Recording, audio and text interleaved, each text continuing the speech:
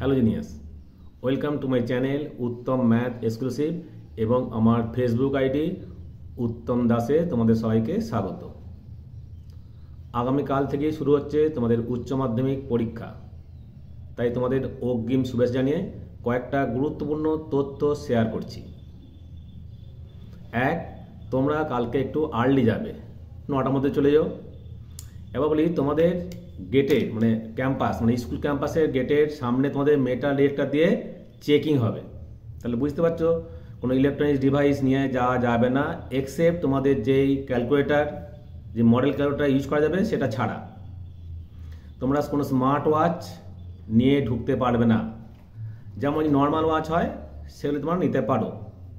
Even তোমাদের যে board নিয়ে যাবে, রাইটিং বোর্ডটা, সেটা যেন ট্রান্সপারেন্ট হয়, জলের বোতল সেটাও যেন ট্রান্সপারেন্ট হয়।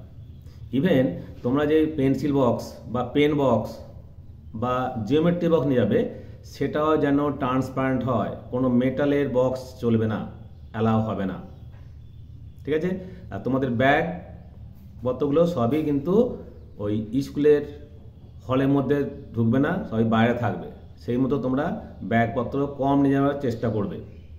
আর অবশ্যই তোমাদের অ্যাডমিট কার্ড, রেজিস্ট্রেশন কার্ড নিয়ে যাবে, ঠিক আছে? মানে এটাই তোমাদের গেটের এন্ট্রি টিকিট, ঠিক আছে?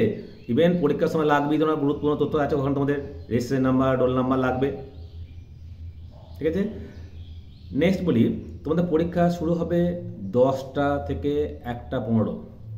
তার আগেই তোমাদের কোশ্চেন পেপার খাতা দিয়ে দেওয়া হবে।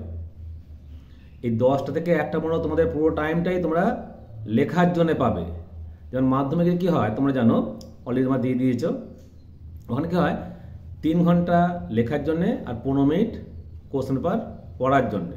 কিন্তু এখানে তোমাদের 3 ঘন্টা 15 মিনিটই তোমরা লিখতে পারবে। নেক্সট তোমাদের ম্যাথের সাবজেক্টে বলি, তোমরা জানো তোমাদের 10টা এমসিকিউ থাকে 1 নম্বর করে। খাতা সেরকম প্রথমে 1 নম্বরের জন্য 10টা ঘর থাকবে, 2 নম্বরের জন্য ঘর থাকবে, 3 নম্বর 4 নম্বর ঘর থাকবে না। তাহলে 1 নম্বরের যে স্পেসিফিক যে ঘর জায়গা দেওয়া থাকবে খাতাতে, সেখানে এমসিকিউগুলো সেই জায়গাতেই লিখবে। অনেক কোশ্চেন নাম্বার দেওয়াই আছে, প্রিন্ট করাই থাকবে, তোমরা সেই জায়গায় তোমাদের এমসিকিউ উত্তর লিখবে। কীভাবে লিখবে? ধরো একের জায়গায় কোনো কোশ্চেন একটা আছে, ইনভার্সের কোশ্চেন পড়েছে একটা, সাইন ইনভার্স সাপোজ হাফ, এর মান কত? তাহলে বুঝতে পারছো 30 ডিগ্রি। সাপোজ ওটা দেওয়া আছে A 30, B 60, C 90, D 45। তাহলে কীভাবে লিখবে? একের দাগের A 30 ডিগ্রি, বুঝতে গেল? এইভাবে উত্তরগুলো করবে। নেক্সট আসি 2 নম্বর। তোমার 2 নম্বর যে জায়গাটা দেওয়া থাকবে খাতায়, সেইখানে 2 মার্কসের অঙ্কগুলো সলভ করার সম্ভব হবে না, কারণ জায়গা একটু কম আছে। বিশেষ করে ম্যাথের ক্ষেত্রে বলি, অন্য সাবজেক্টে তো হয়ে যাবে, কিন্তু ম্যাথের ক্ষেত্রে হবে না। তাই 2 নম্বর জায়গাটা তোমরা ওই দাগ কাটার মধ্যে না করে, তোমরা তার পরবর্তী যে সাদা অংশটা আছে পরে নেক্সট পেজটা, সেখান থেকে তোমরা শুরু করতে পারো, কোনো প্রবলেম হবে না। আবার রিপিট করছি, 1 নম্বরের জন্য যে জায়গা আছে ঠিকই আছে, 2 নম্বরের জন্য ওই জায়গাতে তোমাদের ম্যাথের সব অঙ্ক সলিউশন করা সম্ভব হবে না। তাই তোমরা ওই 2 নম্বরের যে স্পেসিফিক জায়গা দেওয়া আছে খাতাতে, তার বাইরে যে তোমরা 2 নম্বর কোশ্চেনগুলো আনসার করতে পারো, ঠিক আছে? তাহলে খেয়াল, আবার বলছি, 2 নম্বর কোশ্চেনে যে জায়গা দেওয়া আছে সেই জায়গার মধ্যে 2 নম্বর অঙ্ক সলভ করা হয়তো সম্ভব হবে না। তাই তোমরা 2 নম্বর জায়গার পরে যে নেক্সট যে সাদা খাতাটা আছে সেখানে তোমরা সলভ করতে পারো। ক্লিয়ার? নেক্সট আসছি, এবার তোমরা ম্যাথের ক্ষেত্রে বলি, তোমাদের ম্যাথের ক্ষেত্রে যে আছে ইনডিফাইনাইট ইন্টিগ্রাল, সেখানে সি অবশ্যই দেবে, নাহলে 1 নম্বর কাটা যাবে।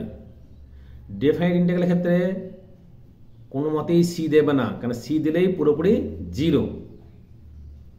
যখন তোমরা এরিয়ার বা ক্ষেত্রফল অঙ্ক করবে, ছবি মাস্ট, ছবি যেন একদম থাকবেই, ছবি দিয়ে করবে। উত্তরের শেষে যদি ক্ষেত্রফল হয় লিখবে বর্গ একক, তোমরা জানো। আর যদি মাইনাস আসে মড দিয়ে করে তোমরা প্লাস করতে পারবে, এটা তোমরা জানো, ঠিক আছে?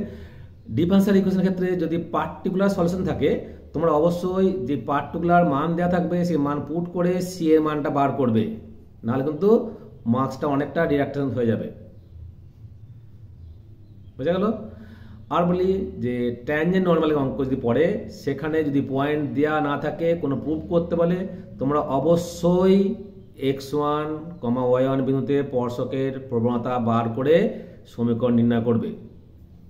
যদি পয়েন্ট দেওয়া থাকে দ্যাটস ফাইন, না থাকলে অবশ্যই x1 y1 ধরে সেই dy dx at x1 y1 put করে সমীকরণটা তৈরি করবে। তারপরে যেমন তোমরা কম্পেয়ার করে করবে। যদি x y দিতে ভুলে যাও আর অঙ্ক মেলাতে পারবে না। ক্লিয়ার? এবার আসছি এলপিপি বা প্রোগ্রামবিধি সমস্যা। তোমাদের 5 মার্কস পড়ে, একটা পড়ে গ্রাফ আর একটা করে প্রবলেম ক্রিয়েট করার জন্য, স্ট্রাকচারটা তৈরি করার জন্য। তাই যারা গ্রাফ করবে, সুন্দর করে গ্রাফ করবে, তোমাদের যে ফিজিবিলিটি সলিউশন থাকবে তার যে প্রান্তিক বিন্দু ঠিকঠাক করে করবে, এবং করার পরে তোমরা যে ছকটা করবে, টেবিলটা, যেখানে প্রান্তিক বিন্দু আর জেডের মান, সেই মানটা সুন্দর করে লিখবে, বসাবে। এবার তোমার যদি অবমান পড়ে, তাই যেই পয়েন্টে অবমান হয়েছে তাহলে অবমান তার তলা লিখবে, অবমান এইটা, আর প্রান্তিক বিন্দু যেটা হয়েছে সেই পয়েন্টটা অবশ্যই ডিফাইন করবে। ওখানেই 2 মার্কস, কারণ ওখানেই 2 মার্কস থাকে, তাহলে ওটা ভুলে গেলে চলবে না।